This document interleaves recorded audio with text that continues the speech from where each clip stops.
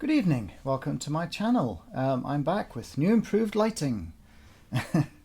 Well, we'll see. I don't know if it's that improved, but trying to be slightly more professional. And I have another story for you, as ever. But first, a little bit of exciting news, a quick sip of Iron Brew. They're welcome to sponsor me if they so desire. Elixir of the Gods. Yes, my short story collection, Running Coyote and Fallen Star, has had a bit of a facelift. I've designed a new cover for it, or rather, a new cover has been designed for it. And if that sounds like a rather mysterious way of saying somebody's designed a cover for it, well, it is intriguing. Without giving too much away, the cover wasn't entirely designed by a human. And if you want a copy of this rather beautiful new edition of Running Coyote and Fallen Star, it's available now on Amazon. And today I'm going to read you story number 148, which is, as ever, based on 5 random words. And those 5 random words are: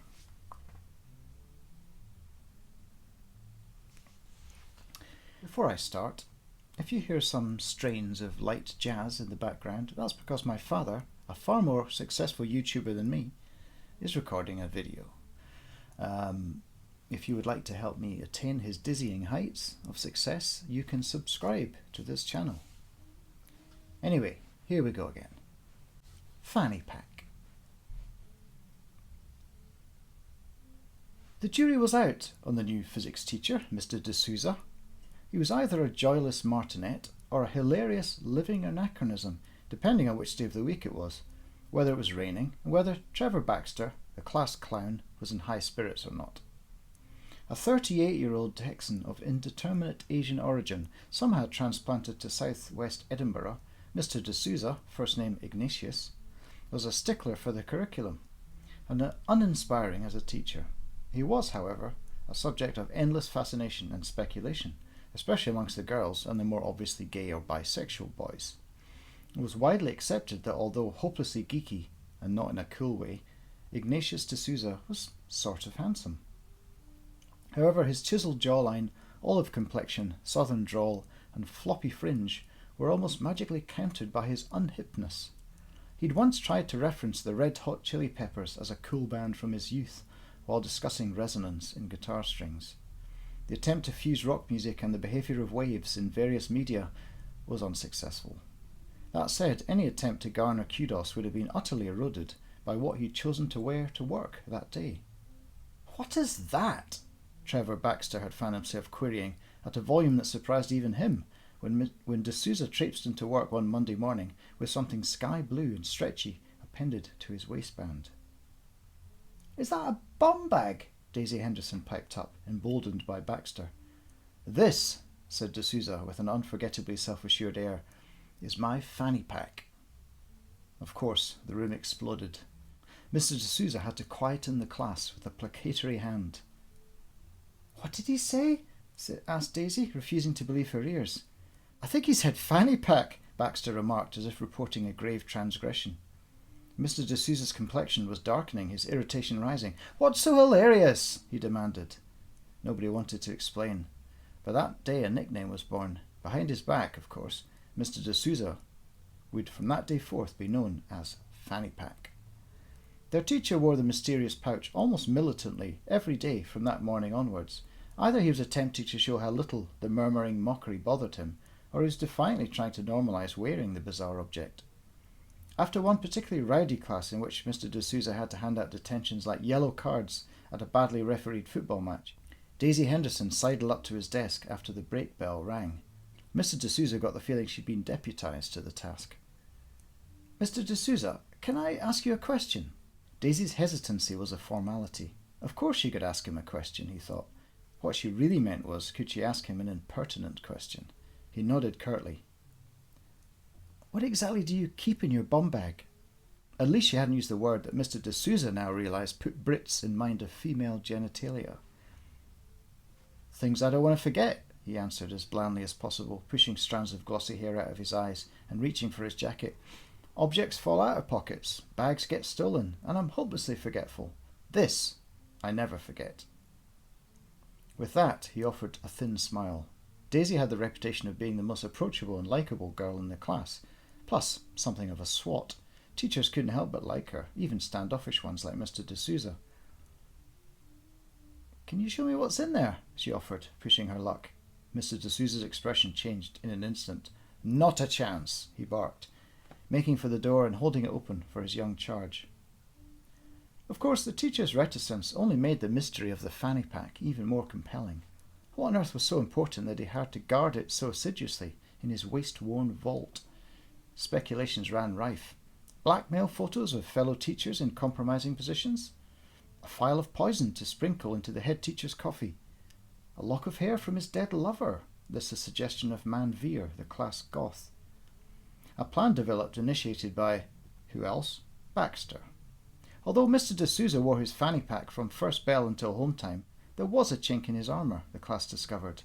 D'Souza was a keen swimmer. Matty Clarkson said he'd seen the teacher doing lengths in the new pool on Wednesday and Friday mornings. Clarkson was himself a capable swimmer and hoped to compete in the forthcoming interscholastic games. Of course, D'Souza couldn't wear his pack while swimming. Even he wasn't quite that fanatical. However, it appeared that placing it in one of the coin-operated lockers and wearing the locker key on a rubberized wristband offered the teacher the assurance he needed. This would be his downfall, decided Baxter, who had long ago figured out how to pick open the lockers and steal vape cartridges and credit cards.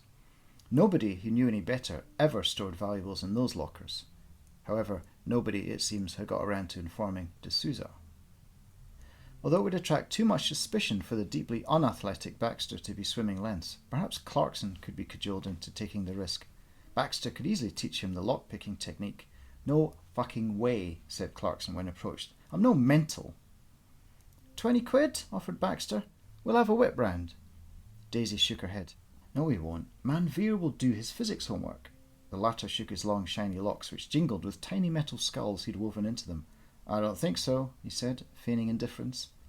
"Come on, Manny. You want to know as much as anyone else what he's got in there."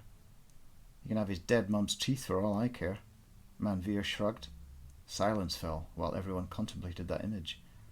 2 weeks, just until summer break, 6 assignments. Clarkson had entered negotiations. It seems he had his price after all. Man Veer sighed. "It's your funeral when you get caught." The deal was done, and palms were spat into and shaken. 2 days later, Clarkson arrived at the pool 10 minutes after D'Souza had changed, showered and entered the water. He unfolded the piece of paper with Baxter's instructions, and after checking that the coast was clear, set to work with a paperclip and pen cap. Less than a minute later, the lock clicked open and Clarkson had his prize. He raced back to the others, the bum bag stuffed under his blazer. Daisy, Man Veer and Trevor were waiting at the garage forecourt just outside the school entrance. There was a bench there where kids sat vaping or stuffing their faces with sweets. It wasn't even 8 a.m. yet, still quiet enough to risk opening the pouch. What they found inside proved disappointingly prosaic, however. Keys, 2 bank cards, a biro, a membership card for a local gym, and a folded £20 note. "Is that it?" said Baxter, disappointed, feeling his quickening pulse fade. "Is that what we risk getting expelled for?" "What I risked getting expelled for," corrected Clarkson, as Daisy's deft fingers probed deeper into the nylon pouch.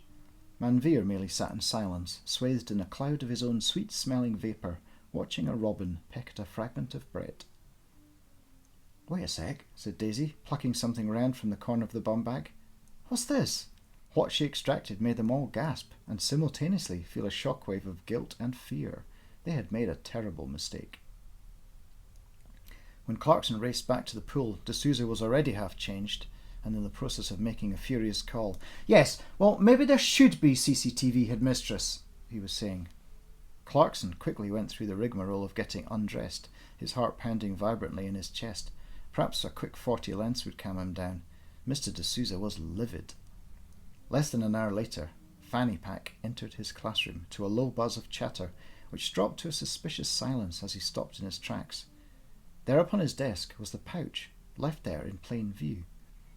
The classroom didn't have CCTV either, they all knew. "Ha! Okay, well, Good, I suppose, spluttered D'Souza, unzipping the bum bag in plain view and spilling out its contents. The illusion of privacy had been spoilt, so there was no point in maintaining secrecy any more.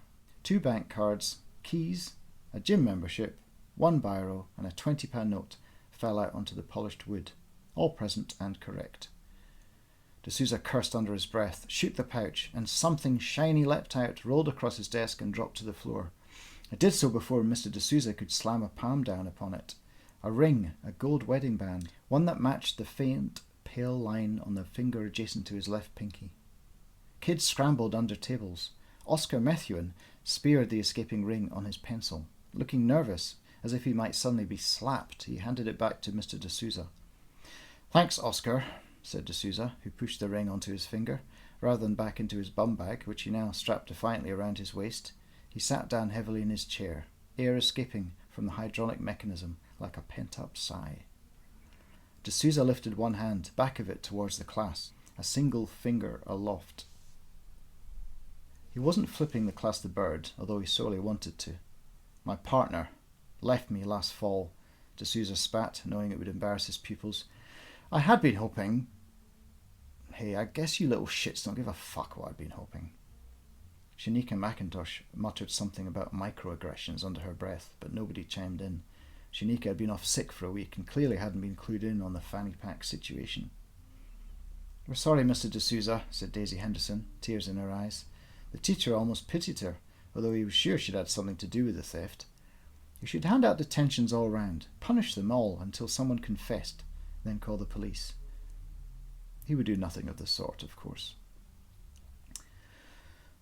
"Thanks for not stealing my lunch money," said D'Souza, deflated.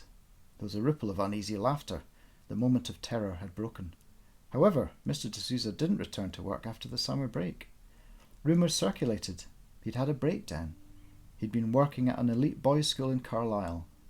He'd left the teaching profession altogether and opened a florist. The truth was more prosaic. Manveer revealed 3 weeks into the new term. He'd seen Mr. D'Souza walking through Castle Street Market, shoulder to shoulder with a younger man, laughing and pointing at cheeses.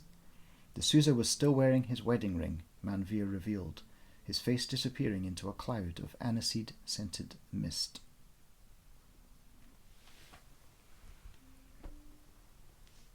I thank you. And there you have it.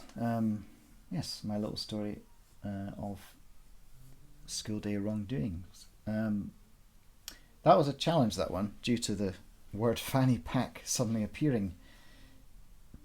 You can tell that I use an American website to select random words.